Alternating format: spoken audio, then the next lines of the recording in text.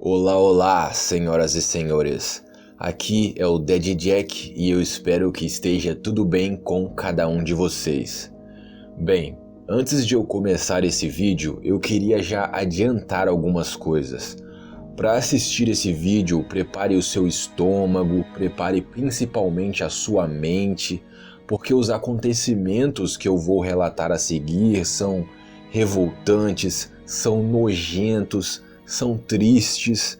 Aqui no canal é muito comum a gente falar de coisas bizarras, medonhas, acontecimentos estranhos, mas de qualquer forma, quase sempre são assuntos bem interessantes e eu creio que vocês que acompanham o canal terminam o vídeo com uma sensação de satisfação.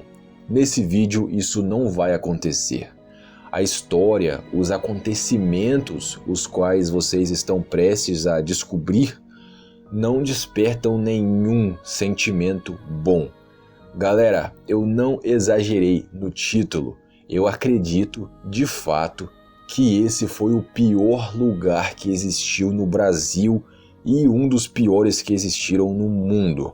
Um lugar com condições desumanas e uma história repulsiva por trás. Estando avisados, vamos abrir os portões do Museu da Loucura. E como sempre fazemos, vamos começar a história do início. Em 1903, a cidade de Barbacena, em Minas Gerais, recebeu o apelido de Cidade dos Loucos. Isso porque nessa época, 7 instituições psiquiátricas funcionavam na cidade. Mas a história começa mesmo, mais ou menos, no ano de 1930. Foi por aí que uma dessas casas psiquiátricas começou a se tornar o inferno que viria a ser. Esse era o Hospital Colônia de Barbacena.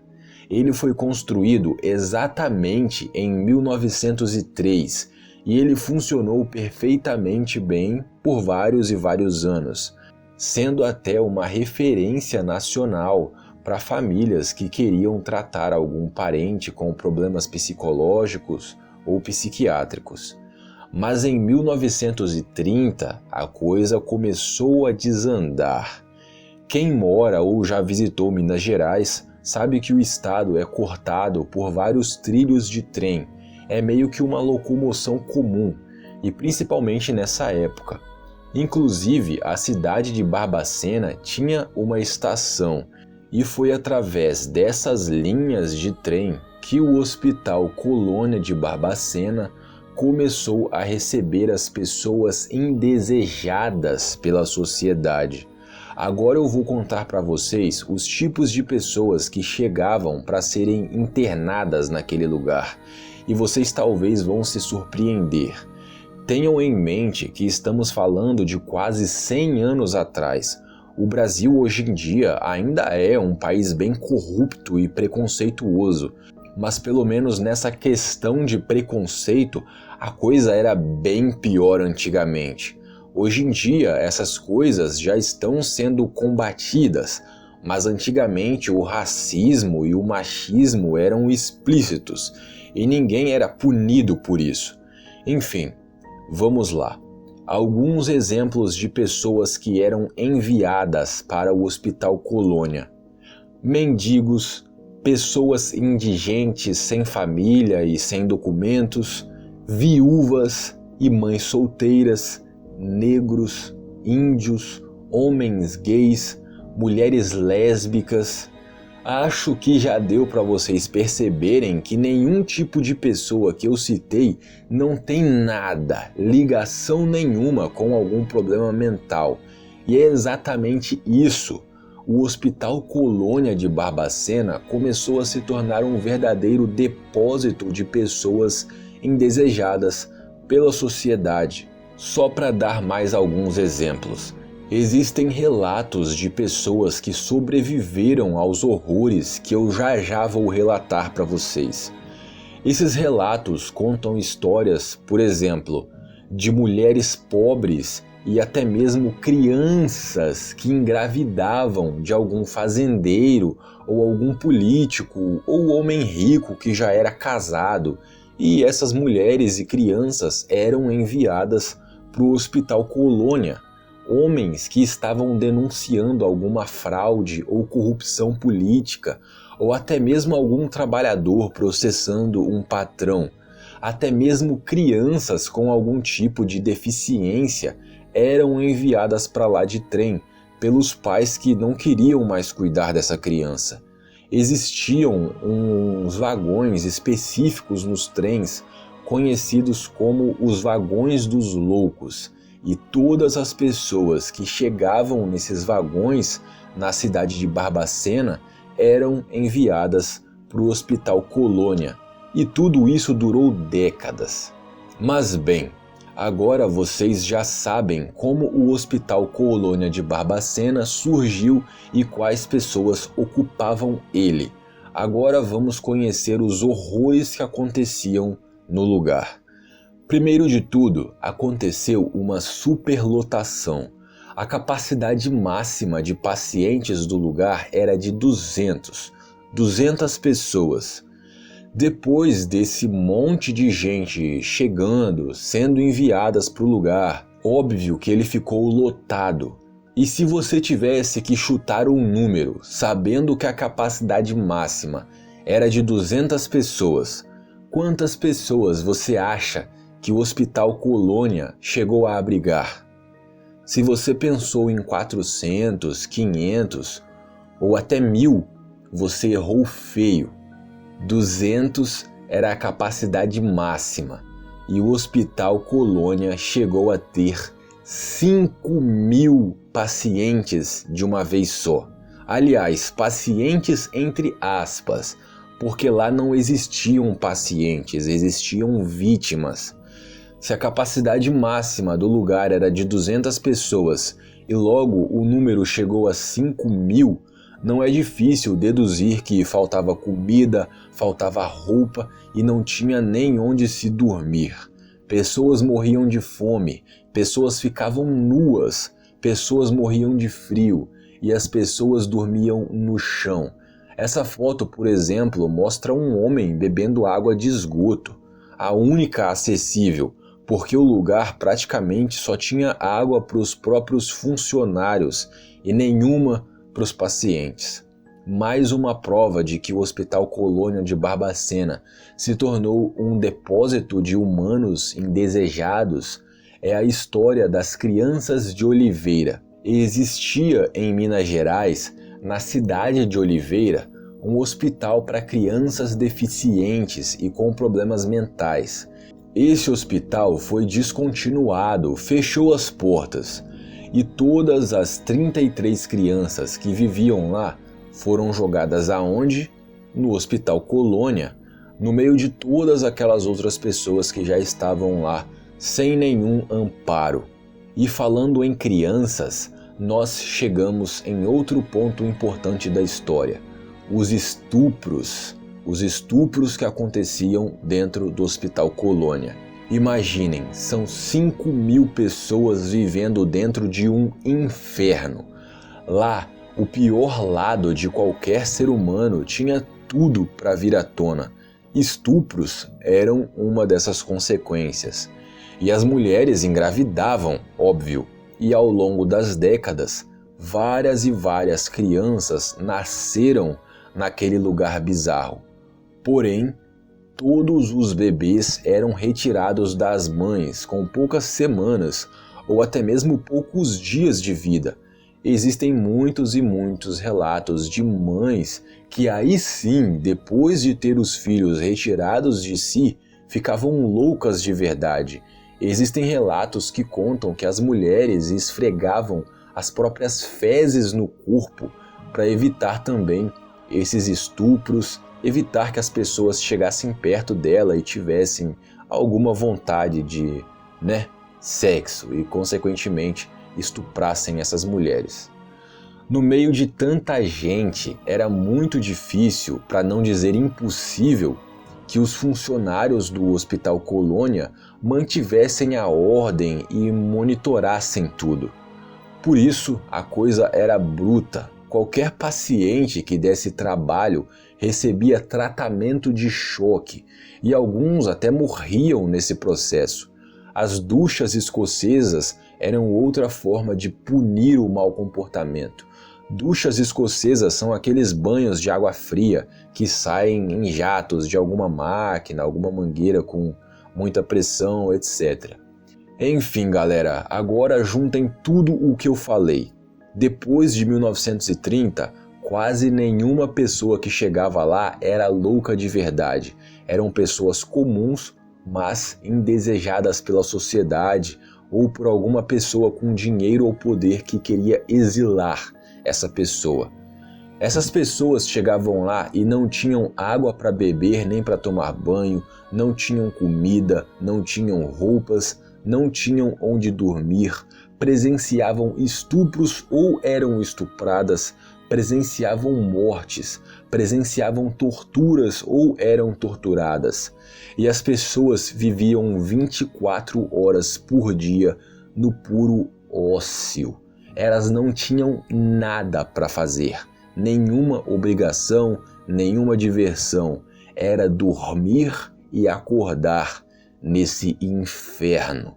Ou seja, as pessoas chegavam lá sãs, mas enlouqueciam lá dentro. É absurdo. Uma outra curiosidade bem mórbida é que todo dia morria gente lá. Todo dia, sem exceção, morriam pessoas. Um dos funcionários relata que só ele chegou a contar em um plantão de 24 horas 16 mortes em um dia só. Foi construído inclusive um cemitério ao lado do Hospital Colônia. Cemitério entre aspas. Ninguém que morria lá dentro recebia caixão ou velório. Era simplesmente cavado um grande buraco todo dia e todo final do dia eram jogados dentro desse buraco os corpos das pessoas que haviam morrido naquele dia. O buraco era tapado com terra e no dia seguinte um novo buraco era cavado para os próximos mortos daquele próximo dia. Houve uma época também de tráfico de cadáveres. Os administradores do Hospital Colônia vendiam os corpos dos indigentes e mendigos sem família para faculdades de medicina, por exemplo. Mas houve uma época que nem as faculdades queriam mais os corpos, já tinham até demais, e o cemitério também já estava lotado. A partir disso, os corpos dos mortos passaram a ser dissolvidos em ácido, e isso na frente dos outros pacientes, na frente deles. Parece um absurdo o que eu estou falando, mas vocês podem pesquisar por si próprios, é verdade. Inclusive, no final do vídeo eu vou recomendar 2 documentários para quem quiser assistir e saber mais sobre, ver mais cenas. Esse número maior de mortes aconteceu entre 1960 e 1970, e foi mais ou menos nessa época também que as primeiras reportagens sobre o Hospital Colônia começaram a ser publicadas. Vejam só, tudo isso começou em 1930, mas foi só no começo de 1960 que as pessoas começaram a saber que existia um inferno em Minas Gerais. A maioria das fotos que vocês viram ao longo do vídeo, inclusive, são dessas reportagens. Mas mesmo assim, foi só em 1979, quase 50 anos depois disso tudo começar, que alguém finalmente decidiu fazer alguma coisa. Mesmo que já antes fotos e reportagens sobre o lugar já tivessem sido publicadas, divulgadas, foram as fotos de um homem chamado Napoleão Xavier que chocaram a sociedade. A história repercutiu pelo Brasil na época e eu fico até um pouco admirado desse ser um acontecimento tão pouco conhecido nos dias de hoje.